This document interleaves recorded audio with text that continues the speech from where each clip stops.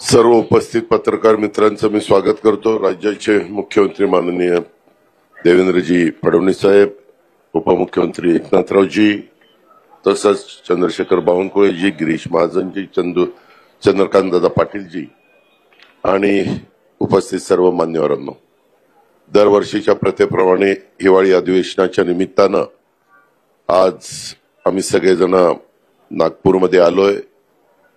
Cabinet आत्ताच झाली। यावेळेस सभागृहामध्ये बिल होणार आहेत, त्याच्याबद्दल राज्याचे मुख्यमंत्री सांगतीलच साधारण कामकाज काय असणार आहे त्याच्याबद्दल। परंतु अलीकडे एक पायंडास पडलेला आहे की विरोधी पक्ष हा सातत्याने चहापानाच्या कार्यक्रमावर बहिष्कार घालतात आणि हे वर्षानुवर्ष अलीकडे चाललेलं आहे। त्याच्यावर ते चहापान करावं न करावं हा एक आता विचार करणारा प्रश्न निर्माण झालेला आहे। त्यांनी जे मुख्यमंत्री महोदयांना पत्र पाठवलेलं आहे त्याच्यामध्ये वेगवेगळ्या प्रकारे नेहमीचे काही दाखले देण्याचा प्रयत्न केलाय। आपल्याला सगळ्यांना माहिती आहे की कालच्या 23 तारखेला प्रचंड बहुमताने महायुतीचं त्या ठिकाणी सरकार आलं आणि आज त्याला खऱ्या अर्थाने मंत्रिमंडळाचा संपूर्ण शपथविधी होऊन त्याला अंतिम स्वरूप त्या ठिकाणी प्राप्त झालेलं आहे। 2-3 दिवसात मुख्यमंत्री महोदय सगळ्यांचे खातेवाटप त्या ठिकाणी करतील आणि कामाला सगळे गतीनं लागलेला चित्र आपल्याला सगळ्यांना पाहायला मिळेल। आमचा सगळ्यांचा प्रयत्न आहे, एवढी मोठं बहुमत असल्यामुळं जनतेने जो विश्वास महायुतीवर टाकलेला आहे त्या विश्वासाला पात्र राहून कशा प्रकारे या महाराष्ट्राचा सर्वांगीण विकास करता येईल हाच प्रयत्न आम्ही सगळेजण करणार आहोत आणि त्याच्यामध्ये कुठली काही अडचण येईल असं आम्हाला तरी काही वाटत नाही। विरोधक जरी संख्येने कमी असले तरी महाराष्ट्राच्या दृष्टिकोनातनं महत्वाचे प्रश्न तिथं चर्चेला आले तर त्याच्याबद्दल व्यवस्थितपणे महाराष्ट्राच्या हिताच्या ज्या गोष्टी असतील तशा पद्धतीनं त्याची उत्तरं तिथं दिली जातील। प्रश्नोत्तराचा तास नसला तरी वेगवेगळी आयुध वापरून विरोधकांना, विरोधी पक्षातल्या सन्माननीय सदस्यांना वेगवेगळे प्रश्न विचारता येतात हे आपल्याला देखील पत्रकार मित्रांना माहिती आहे आणि त्याच्यामुळं आम्ही कदापि आम्हाला प्रचंड अशा प्रकारचं बहुमत आहे म्हणून कसंही रेटून आपलं सभागृह चालवायचं असं कदापि आमच्याकडनं होणार नाही। ती भूमिका मुख्यमंत्र्यांनी सुरुवातीला स्पष्ट केलेली आहे आणि आमचंही सगळ्यांचं त्या भूमिकेशी समर्थन आहे। एक महाराष्ट्रामध्ये परंपरा आहे की नेहमी विरोधकांना थोडा रिस्पेक्ट ठेवून काम करायचं असतं। विरोधकांनी पण त्या पद्धतीनं प्रश्न मांडायचे असतात, प्रश्न विचारायचे असतात, साधक बाधक चर्चा करायची असते। बिलाच्या संदर्भामध्ये देखील ते बिल जर पास झालं तर राज्याला त्याचा कितपत बेनिफिट मिळणार आहे, जनतेला किती त्याचा फायदा होणार आहे, या सगळ्या गोष्टीची शहानिशा ही दोन्हीकडनं त्या ठिकाणी केली जाईल। आम्ही कधी त्यांना कुठेतरी ते अतिशय कमी संख्येने म्हणून त्यांच्याकडे दुर्लक्ष करायचं अशा प्रकारची बाब ही आम्हा महायुतीच्या सरकारकडनं अजिबात होणार नाही। ही ग्वाही देखील या पत्रकार परिषदेच्या निमित्तानं आपल्यालाही ती देतो आणि आपल्या मार्फत राज्यातल्या पण जनतेला देतो आणि जे विरोधी पक्षाचे सन्माननीय सदस्य आहेत त्यांनाही या निमित्ताने देतो। अधिक न बोलता मी इथंच थांबतो। धन्यवाद।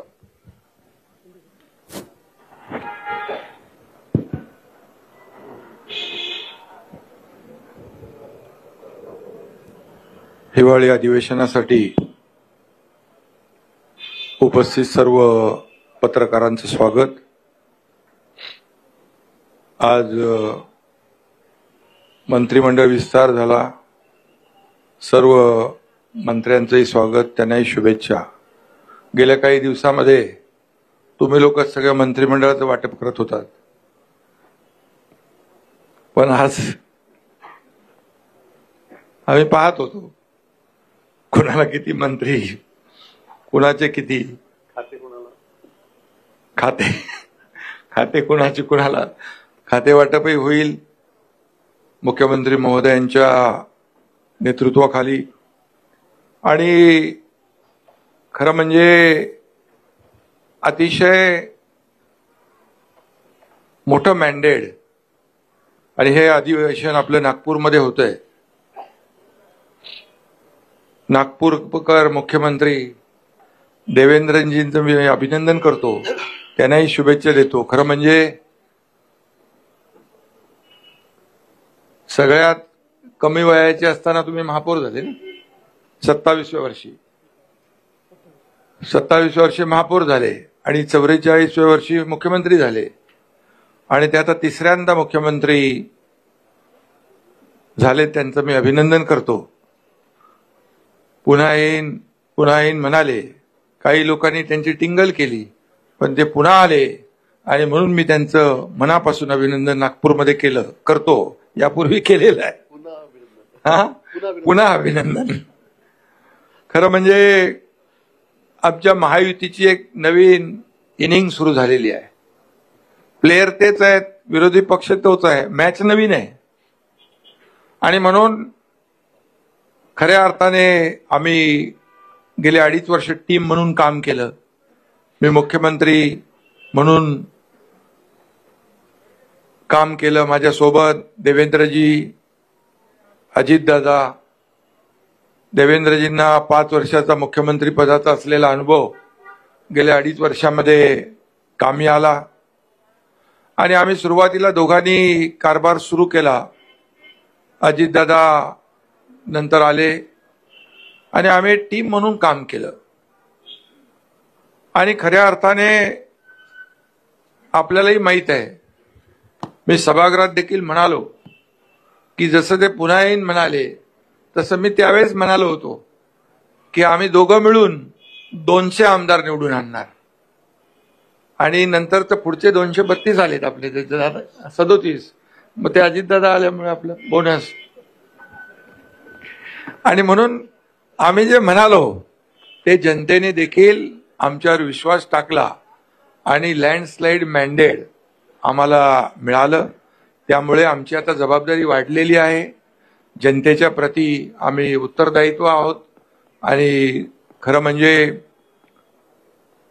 विदर्भामध्ये हे अधिवेशन होतंय आणि विदर्भाला देखील आम्ही 2.5 वर्षामध्ये न्याय देण्यासाठी अनेक निर्णय घेतले. आणि आमचं मिशन एकच आहे की मिशन समृद्ध महाराष्ट्र. संपूर्ण गेल्या 2.5 वर्षामध्ये आपण पाहिलं की महाविकास आघाडीने जी थांबवलेली विकास कामं ती आम्ही त्याला गती दिली, जी देवेंद्रजींच्या काळामध्ये सुरू झाली, परंतु नंतर ते प्रकल्प बंद पडले. ते फार म्हणजे शेतकऱ्यांच्या हिताचे, जनतेच्या हिताचे प्रकल्प होते, परंतु आम्ही त्याला चालना दिली. त्याची काही उद्घाटने आदरणीय प्रधानमंत्री महोदयांच्या शुभ हस्ते झाली.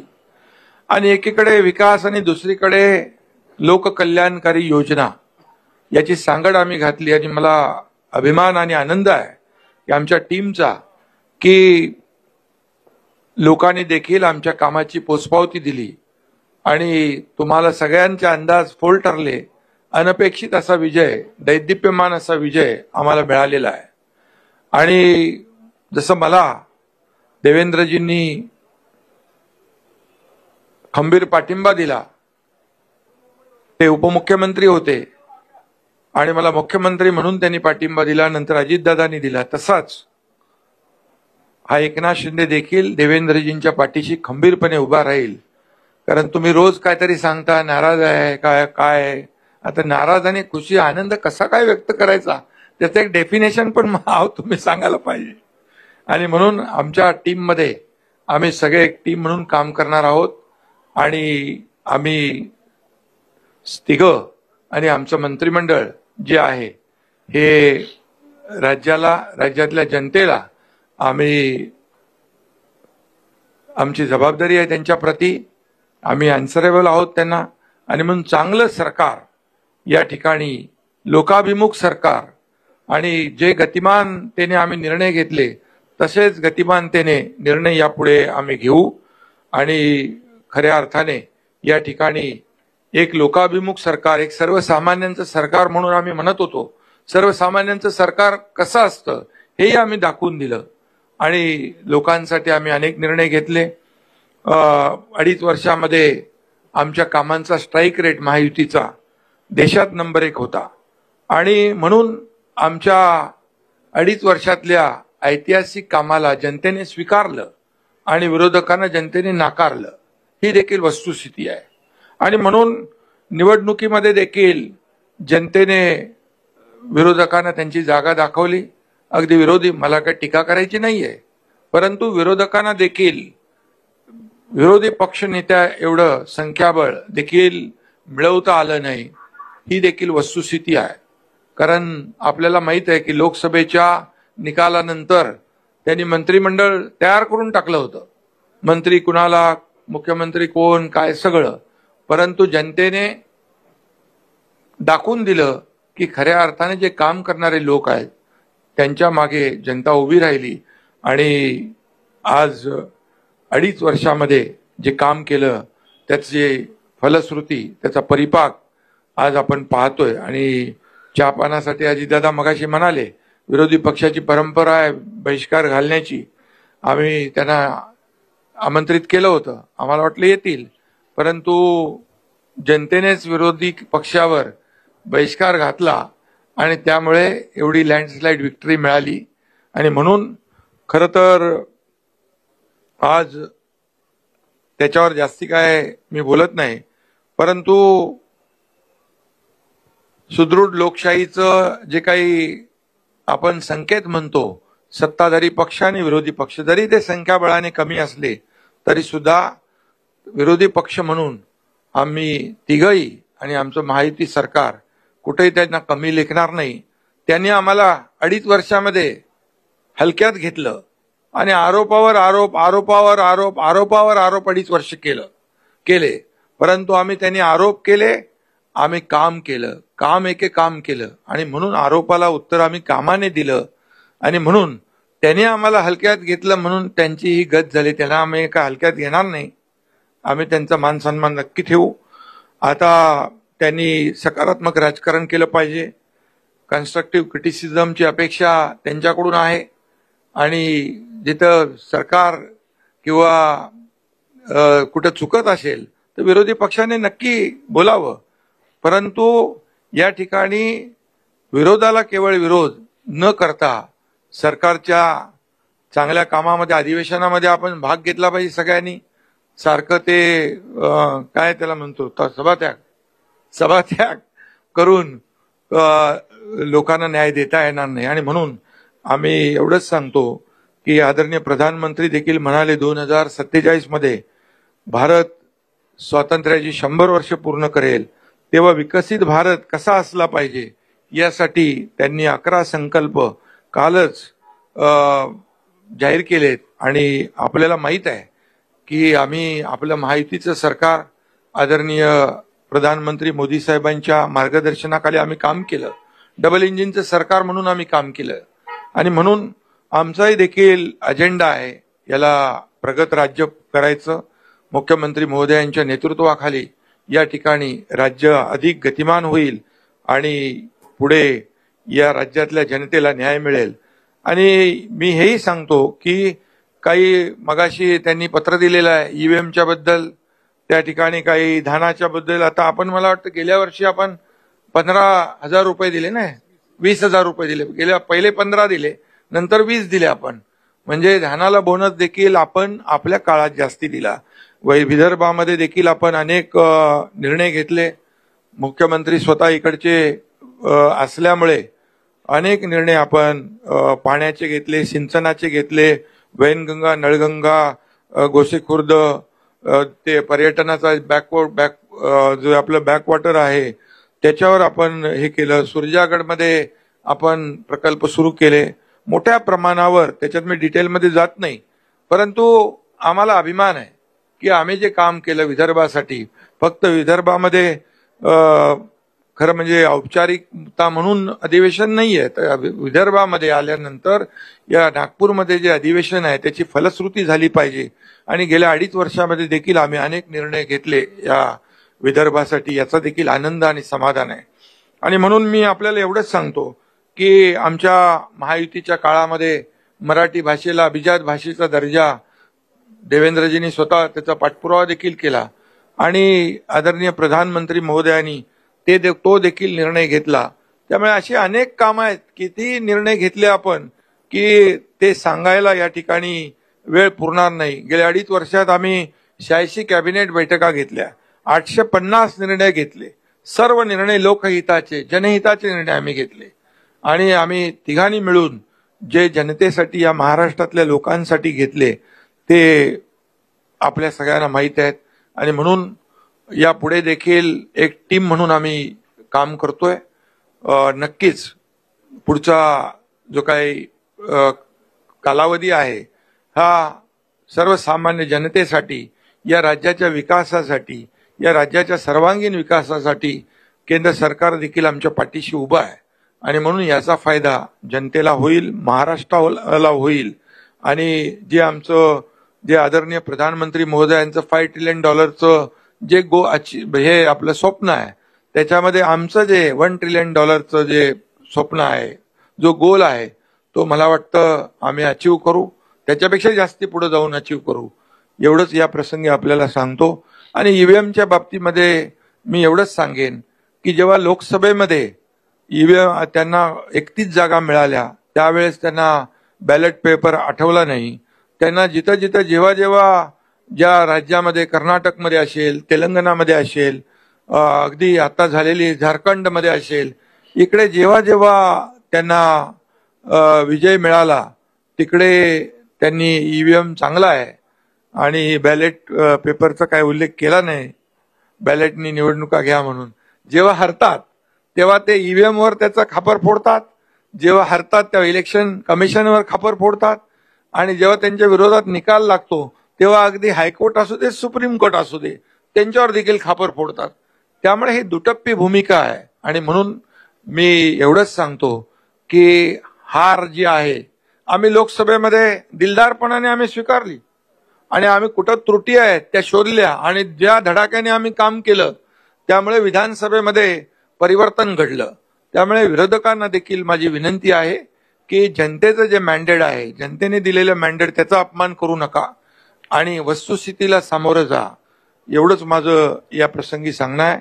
आणि आम्ही पुढे जे करू ते या राज्याच्या भल्यासाठी करू, राज्याच्या विकासासाठी करू, सर्वसामान्य माणसाच्या जीवनामध्ये जे बदल घडले पाहिजे, चांगले दिवस आले पाहिजे, त्याच्यासाठी करू. आणि आम्ही जे काही शब्द दिलेले आहेत हे शब्द आम्ही पूर्ण करण्याचा पूर्ण प्रामाणिकपणे प्रयत्न करू, कारण आम्ही दिलेला शब्द पाळणारे आहोत आणि त्यामुळेच लोकांनी आमच्यावर विश्वास ठेवलेला आहे. आणि म्हणून सगळ्यांना पुन्हा एकदा शुभेच्छा. मुख्यमंत्री महोदय.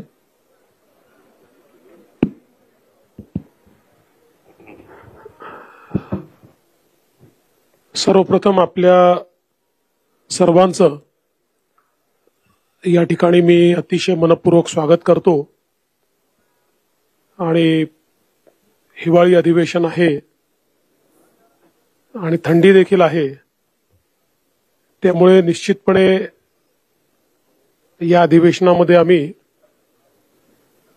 महाराष्ट्राच्या जनतेला ऊब मिळेल आणि ऊर्जा मिळेल अशा प्रकारचा कारभार करण्याचा प्रयत्न हा निश्चितपणे करू. राज्य मंत्रिमंडळाचा आजच विस्तार आम्ही केलेला आहे आणि या ठिकाणी आम्ही आज आमच्या 39 मंत्र्यांनी शपथ घेतलेली आहे, ज्याच्यामध्ये 6 राज्यमंत्री आहेत. आजपासनं आमचा गतिशील कारभार आम्ही सुरू केलेला आहे. अर्थातच तुमचा पुढचा प्रश्न जो असणार आहे त्याचं उत्तर दादांनी आणि शिंदे साहेबांनी दिलंय की खाते वाटप कधी, तर येत्या 2 दिवसात खाते वाटप देखील आम्ही पूर्ण करू. जवळपास सगळी क्लॅरिटी आमची झालेली आहे आणि या अधिवेशनामध्ये आपल्याला कल्पना आहे की राज्यपालांच्या अभिभाषणावरची चर्चा, पुरवणी मागण्यांवरची चर्चा, सत्तारूढ पक्ष आणि विरोधी पक्षांच्या प्रस्तावावरची चर्चा आणि त्यासोबत जवळपास 20 बिलं या अधिवेशनामध्ये येणार आहेत. कारण मागच्या काळात निवडणुकीपूर्वी जे काही अध्यादेश निघाले होते ते बिलांमध्ये कन्व्हर्ट होणार आहेत आणि म्हणून चांगलं कामकाज करण्याचा आमचा प्रयत्न आहे. विरोधी पक्षाने एक पत्र दिलं,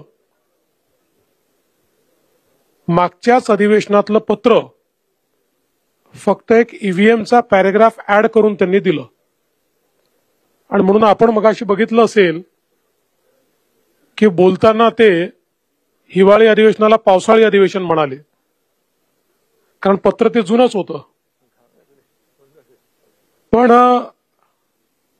मला असं वाटतं की जे काही मुद्दे त्यांनी उपस्थित केलेले आहेत पत्रामध्ये, त्याची उत्तरं वारंवार आम्ही दिलेली आहेत आणि ते जेवढे वेळा उपस्थित करतील तेवढे वेळा त्या प्रश्नांची उत्तरं ही निश्चितपणे आम्ही देऊ.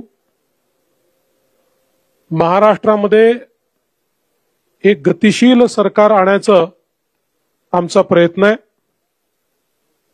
आणि जसं शिंदे साहेबांनी सांगितलं, ईव्हीएमच्या संदर्भात आता एक नरेटिव्ह तयार करण्याचा प्रयत्न ते करतायत. त्याचंही उत्तर चर्चेच्या दरम्यान आम्ही देऊ. पण मला त्यांना सांगायचं आहे की या ईव्हीएमचा अर्थ असा आहे, एव्हरी वोट फॉर महाराष्ट्र. महाराष्ट्रातल्या प्रत्येक व्यक्तीने महाराष्ट्राकरता मतदान केलेलं आहे आणि म्हणून आमचं सरकार हे ईव्हीएमचं सरकार आहे, पण त्या ईव्हीएमचा अर्थ आहे every vote for magnetic Maharashtra. आणि आम्ही तो महाराष्ट्र घडवण्याकरता या ठिकाणी पुढच्या काळामध्ये कारभार हा निश्चितपणे या ठिकाणी करू. काही उल्लेख त्यांनी केलेले आहेत, ज्याचं उत्तर आता शिंदे साहेबांनी दिलं.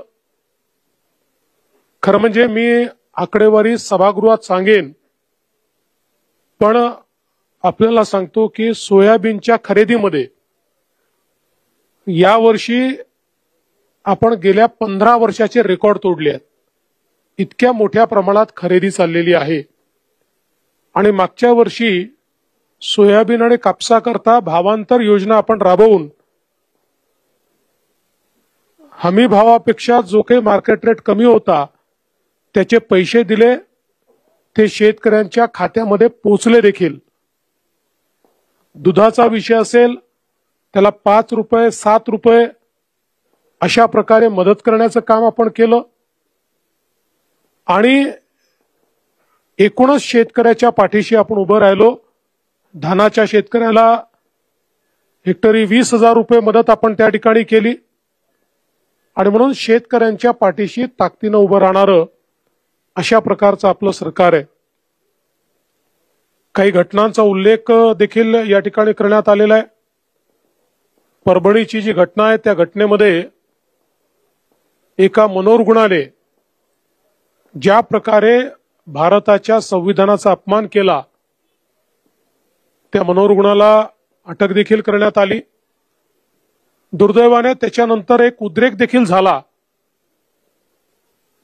मला या निमित्ताने ही विनंती करायची आहे की अशा प्रकारे एखाद्या मनोरुग्णाच्या कृत्यावर असंवैधानिक पद्धतीनं उद्रेक करणं हे योग्य नाहीये. ते बाबासाहेबांना देखील कधीच मंजूर झालं नसतं.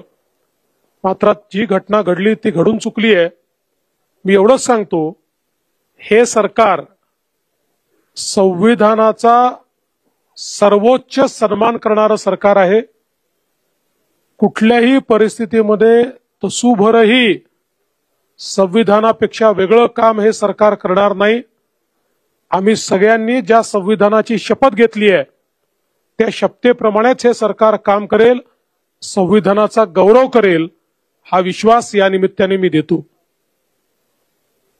बीड जिल्ह्यातली जी काही घटना आहे अतिशय निगृण अशा प्रकारची जी काही सरपंचाची हत्या त्या ठिकाणी झालेली आहे त्या संदर्भात काही लोकांवर कारवाई केली आहे, काहींना सस्पेंड केलाय, काहींना घरी पाठवलाय. 3 आरोपी सापडले आहेत, 4 आरोपी अजून आपण शोधतो आहोत, लवकरच ते सापडतील. केस सीआयडीला दिली आहे. स्पेशल SIT कॉन्स्टिट्यूट करून या केसच्या संदर्भातली सगळी चौकशी आम्ही करणार आहोत आणि कुठल्याही परिस्थितीमध्ये आरोपी कोणीही असो, कोणीही कुठल्याच आरोपीला या ठिकाणी सोडलं जाणार नाही. अशा प्रकारच्या घटना या महाराष्ट्रामध्ये गांभीर्यानेच घेतल्या जातात आणि गांभीर्यानेच घेतल्या जातील. त्यामुळे SITच्या माध्यमातून सगळे धागेदोरे शोधून काढण्याचं काम हे निश्चितपणे या ठिकाणी आपण करू. खरं म्हणजे 3-4 विषय विरोधकांनी उपस्थित केलेले आहेत. त्या विषयांवर सविस्तर उत्तर हे सभागृहामध्ये आम्ही निश्चितपणे देऊ. मी आज एवढंच सांगतो की ज्याचा उल्लेख आमच्या दोन्ही सन्माननीय उपमुख्यमंत्र्यांनी केला आहे, आमची सगळ्या प्रकारच्या चर्चेची तयारी आहे. विरोधी पक्षाने चर्चा करावी, कुठेही त्यांचा आवाज आम्ही दाबणार नाही, कुठेही आम्ही चर्चेपासून मागे हटणार नाही. फक्त अपेक्षा एवढीच आहे की लोकसभेप्रमाणे चर्चा न करता पळ काढायचा आणि मीडियासमोर केवळ बोलायचं हे मात्र योग्य आहे असं मला वाटत नाही. उलट हे लोकशाही विरोधी आहे. सभागृहात बोलून मीडियात कव्हर झालं तर ती खरी लोकशाही आहे, पण सभागृहात बोलायचंच नाही आणि मीडियासमोर जाऊन बोलायचं, अशा प्रकारची लोकशाही ते जर चालवणार असतील तर त्यांचा लोकशाहीवर विश्वास नाही असंच आपल्याला म्हणावं लागेल. बाकी सगळ्या प्रश्नांची उत्तरं योग्य प्रकारे आम्ही देऊ हा विश्वास मी विरोधकांना देखील या ठिकाणी देतो. आणि महाराष्ट्रामध्ये सामान्य माणसाला आणि विशेषतः विदर्भात हे अधिवेशन चालू असल्यामुळे विदर्भाच्या जनतेला देखील जो जास्तीत जास्त दिलासा देण्याचा प्रयत्न करता येईल तो करण्याचा प्रयत्न आम्ही सगळे मिळून करू, एवढाच विश्वास या निमित्ताने मी देतो. आणि विरोधकांना आवाहन करतो की त्यांनी चांगल्या प्रकारची चर्चा सभागृहामध्ये करावी.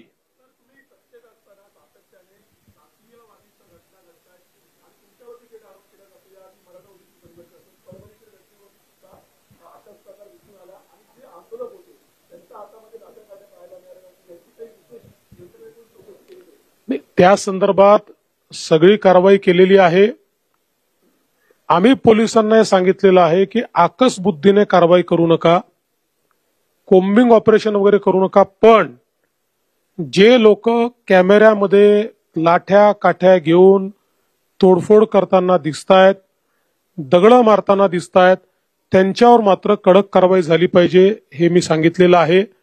आणि तुम्ही जो मूळ प्रश्न विचारला, मला असं वाटतं की मला टार्गेट करण्याच्या संदर्भातला जो विषय आहे त्याचं उत्तर या निवडणुकीने दिलेलं आहे.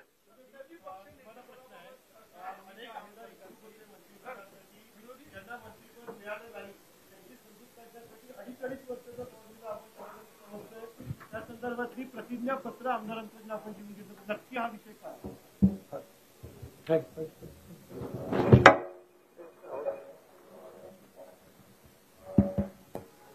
खरं म्हणजे अनेक लोक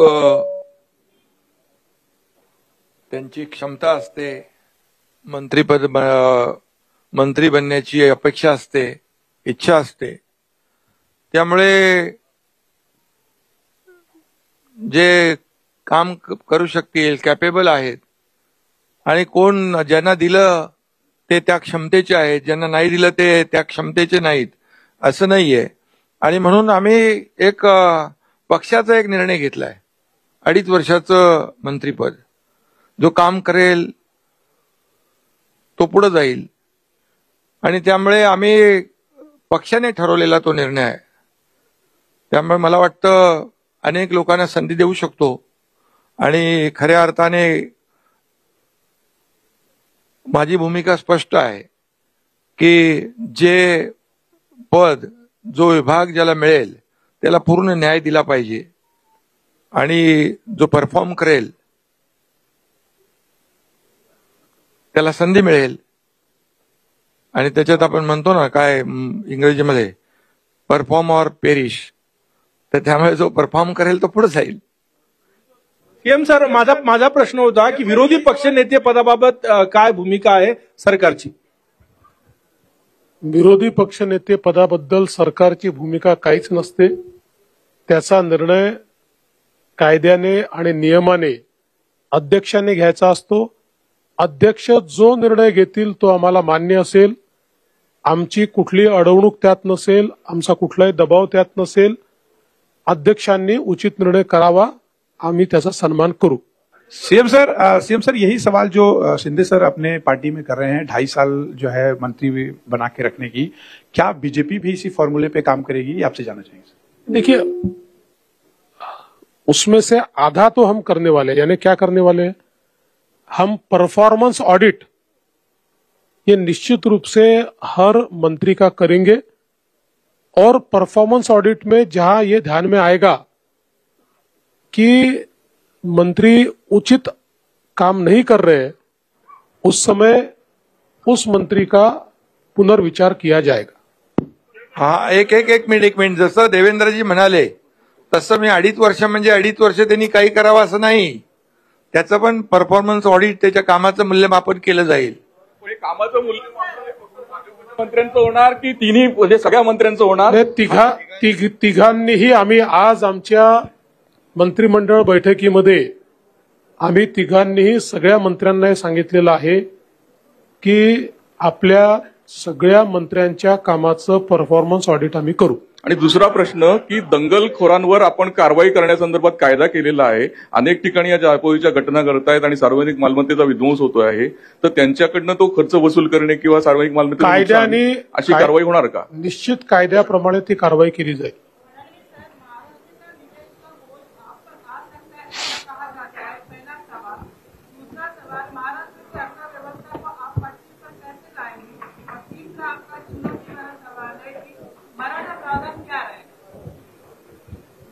तुम्ही वाट बघा, या तिन्ही विषयांवर आम्ही योग्य कारवाई करू. महाराष्ट्राची अर्थव्यवस्था ही चांगलीच आहे. आम्ही जे काही योजना आता केलेल्या आहेत त्या योजनाचा बोजा हा निश्चितपणे अर्थव्यवस्थेवर पडेल.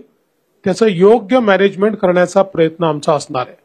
आपल्या मंत्रिमंडळात साधारण 40% चेहरे हे नवीन तरुण आहेत. त्याचवेळी काही जुने जाणते आणि एक्सपिरियन्स लोकांना आपण सुट्टी केलेली आहे. त्याच्यामुळे मागे काय खास धोरण आहे का?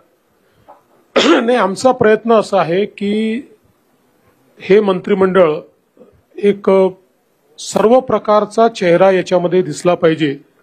त्या दृष्टीने काही जुने जाणते नेते आहेत, काही तरुण आहेत, महिलांना देखील आम्ही चांगल्या प्रकारे संधी दिलेली आहे. विविध समाजांना आम्ही संधी दिलेली आहे. ओबीसी समाज असेल, मराठा समाज असेल, धनगर समाज असेल, आदिवासी समाज असेल, एससी समाज असेल, विविध समाजांना देखील आम्ही प्रतिनिधित्व दिलेलं आहे. सर्व समावेशक अशा प्रकारचं मंत्रिमंडळ तयार करण्यात आले.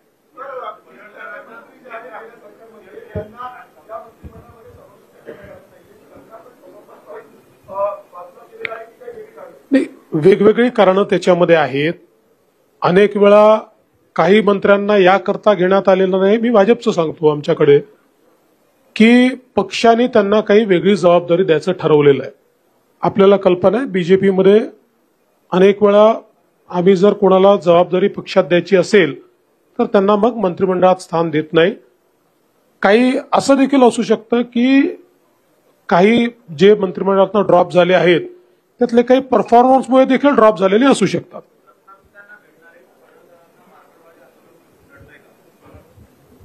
मला असं वाटत नाही.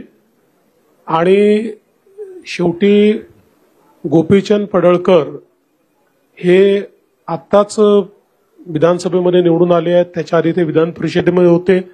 उत्तम काम करणारे कार्यकर्ते आहेत. थोडे अग्रेसिव्ह आहेत. हा, हे निश्चितपणे आहे की आम्ही त्यांना हे सांगितलं की बोलताना त्यांनी संयम ठेवला पाहिजे, हे त्यांना निश्चितपणे सांगितलं. पण तुम्हाला सांगतो, एक चांगलं भविष्य असलेला तो नेता आहे.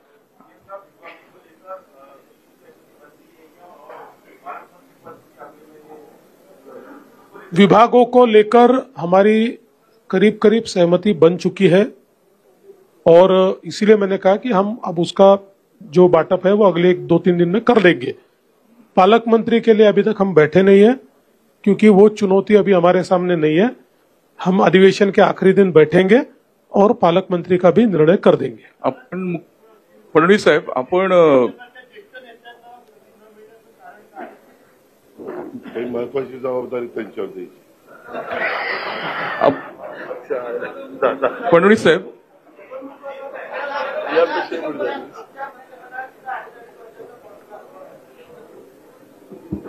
अडीच महिन्याचा पण असू शकतो. आपण लाडकी बहीण योजना राबवून सत्ता मिळाली आहे आपल्याला आणि या मंत्रिमंडळात केवळ 4च महिला आहेत, म्हणजे साधारण 10%च झाल्या आणि आपण महिलांची संख्या पुढच्या निवडणुकीत वाढवणार आहोत. तर ते त्या मागचं गणित काय? आणि दुसरं, एक जागा रिक्त आहे, ती कोणासाठी? आता पर्सेंटेज मध्ये सांगायचं तर मागच्यापेक्षा 300 पट जास्त घेतल्यात आम्ही, कारण मागच्या आमच्या मंत्रिमंडळात एकच महिला होत्या. त्याच्यामुळे आमची प्रगतीच चाललेली आहे. अजून काही बहिणींना आम्हाला स्थान द्यायचं ते भविष्यात देऊच. आणि तसंही 2029 मध्ये आम्हालाच बहिणींना स्थान मागावं लागणार आहे. आणि एक जागा कोणासाठी?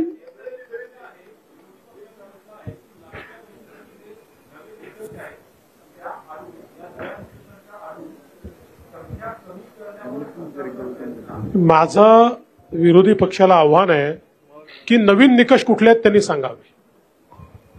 कुठले नवीन निकष आहेत ते त्यांनी सांगावे, एवढं माझं त्यांना खुलं आव्हान आहे. देवेंद्र भाऊ, सभागृहामध्ये तुम्ही अनेक वेळा सांगितलं होतं, उदाहरणार्थ औरंगजेबाच्या संदर्भामध्ये जी काय आंदोलनं झाली होती, घोषणा झाल्या होत्या, त्यावेळेला तुम्ही सांगितलं होतं याच्यामागे काही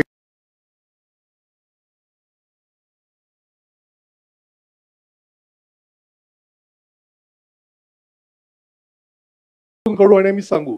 आतापर्यंत ते शोधून काढण्यात आलेलं नाही म्हणून ते सांगण्यात आलेलं नाही, किंवा शोधून काढलंय पण ते सांगायचं नाहीये. सगळ्या गोष्टी तुमच्या समोर आलेल्याच आहेत. काय लपलेलं आहे? जे जे झालंय ते तुमच्या समोर आलेलं आहे. ते पुन्हा नव्याने सांगण्याची आवश्यकता नाही आहे.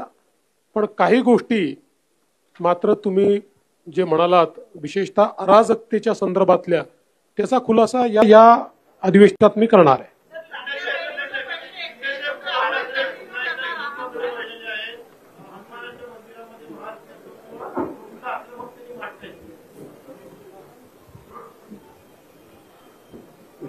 आता खरं म्हणजे हे उशिरा सुचलेलं शहाणपण आहे.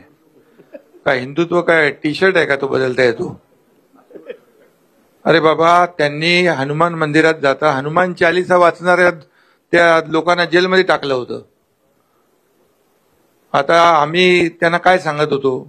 आम्ही बाळासाहेबांचं हिंदुत्व आणि हिंदुत्वाचे विचार घेऊन सरकार स्थापन केलं, तेव्हा आम्ही काय सांगत होतो त्यांना? आणि त्यांच्या कार्यकाळामध्ये काय काय झालं? साधूचं हत्याकांड झालं, पाकिस्तानचे झेंडे घेऊन बॉम्बस्फोट मधले आरोपी नाचत होते, प्रचार करत होते, तेव्हा कुठं गेलं होतं हिंदुत्व? आता महाराष्ट्रातल्या लोकांनी त्यांना जागा दाखवली आणि ती जागा दाखवली आणि त्याच्यामुळे ते आता हिंदुत्वाचा पुकार करू लागले. सावरकरांचा महाविकास आघाडीच्या स्टेजवर सावरकरांच्या बद्दल कधी बोलले ते? आणि जो हौद से गई वो बूंद से नहीं आती है. सीएम सर वारंवार विरोधक तुमच्यावर आरोप करतायत की महायुतीमध्ये समन्वयाचा अभाव आहे, समन्वय नाहीये तिन्ही नेत्यांमध्ये आणि अधिवेशनामध्ये तिन्ही नेते एकमेकांच्या फायली बाहेर काढतील. तुम्हाला कोणी सांगितलंय? संजय राऊत. नाही, अरे बाबा, अच्छा, अरे बाप रे, विश्व काय, आम्ही इथं तिघं बसलो. मला तुमची क्यू येते भाऊ. मी काय, तुम्ही संजय राऊतच्या म्हणण्यावर प्रश्न विचारता, एवढे सिनियर तुम्ही जर्नलिस्ट, तुमचीच क्यू येते मला.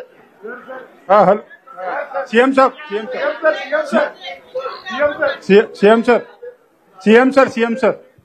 अरे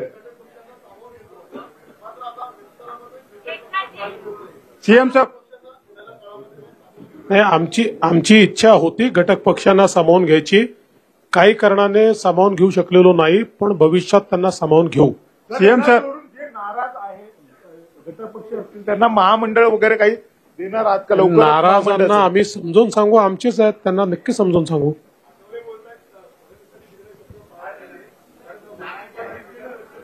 नाही, एक जागा अजून रिकामी आहे ना, मंत्रिमंडळामध्ये अजून एक जागा रिकामी ठेवलेली आहे.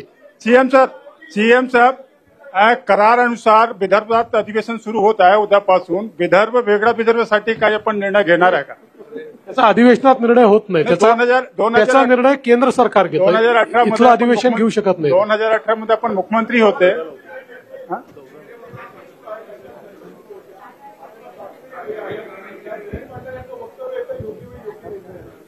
आमच्याकडे पूर्ण बहुमत आहे. आमच्याकडे भरपूर लोक निवडून आलेले आहेत. त्याच्यामुळे आमच्याकडनं तरी आता कुठलाही प्रयत्न नाही. एकनाथजी, प्रश्न असा आहे की आपण म्हटलं हिंदुत्व बदलता येत नाही, पण आता तुमच्या वेळेस घेतलेला हिंदुत्व नाही, टी शर्ट आहे का हिंदुत्व बदलायला असं म्हणालो मी. आणि महत्वाचं म्हणजे हिंदुत्व तुम्ही कधी खूप बदलूच उत्तम शकत निर्णय नाही. घेतला होता, गोमाता ही राजमाता. पण हिंदुत्ववादी कार्यकर्त्यांची अशी मागणी आहे की वधाचा गुन्हा दाखल झाला पाहिजे जर गोमातेला मारलं तर, कारण गो कत्तल होते आहे, गोमाता कापली जाते आहे आणि वारंवार या घटना होत आहेत की ट्रक सुद्धा जाळले जात आहेत. तर मोठ्या मोठ्या घटना अजूनही होत आहेत. तर तो ठोस निर्णय होईल का आता? नाही, होणार ना ठोस निर्णय. त्याच्यावर कडक कारवाई करू. त्याच्यात कायद्यामध्ये आणखी आपण आणखी जे काही बंधनं आणता येतील ती आणू. सीएम सर, परभणीच्या घटनेमध्ये काही अर्बन नक्षल कनेक्शन पाहायला मिळत आहे का? अद्याप अशा प्रकारचं कनेक्शन दिसलेलं नाही. तथापि या घटनेची चौकशी चाललेली आहे.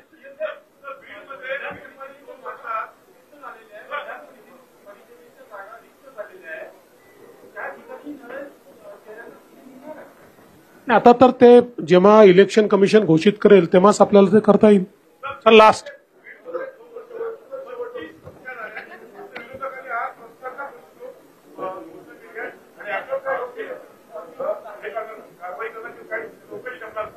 मी मगाशीच सांगितलं की बीडच्या घटनेवर आम्ही SIT नेमतो आहोत आणि कायदा आणि सुव्यवस्थेच्या संदर्भात कुठली हयगय केली जाणार नाही. अतिशय कडक कारवाई त्या ठिकाणी केली जाईल. महाविकास आघाडीचे काही खासदार संपर्कात आहे? अजून पुष्कळ